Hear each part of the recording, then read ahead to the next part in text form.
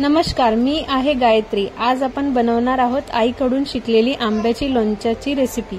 थोडं स्पाइसी, थोडं नॉस्टॅल्जिक आणि सगळंच घरभर पसरलेलं प्रेम। समर हॉलिडेज म्हणजे आमच्यासाठी खास रिच्युअल, ते म्हणजे लोणच्याचं। माझे पप्पा शेतातून आंबे घेऊन यायचे, तेपर्यंत आई तयार। सर्वप्रथम मी घेतलेलं आहे शेंगदाण्याचं तेल आणि ते मंद आचेवर गरम करत ठेवते आहे। आता आपण बघूयात लोणच्याकरिता लागणारे साहित्य।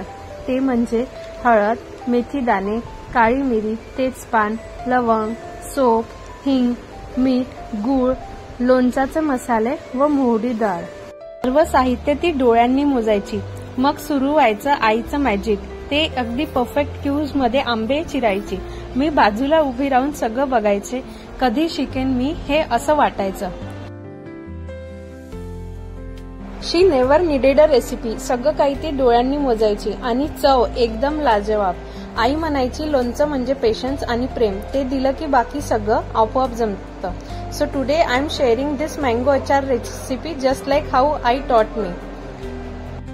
सगळं साहित्य नीट मिक्स करायला विसरू नका। तेल आता पूर्ण थंड झालंय, त्यात मी घालते आहे मोहरीची डाळ आणि आता हे तेल लोणच्याच्या मिश्रणावर ओतते आहे। तेल सगळ्या मसाल्याला कव्हर व्हायला पाहिजे। That's what helps preserve it and Dipen the flavour. छान मिक्स करा आणि मग भरून टाका स्वच्छ भरणी।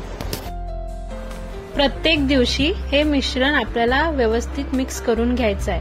5 ते 6 दिवसांनी हा आंबट, तिखट आणि गोडसर लोणचं तयार होईल, अगदी आईच्या हाताचं।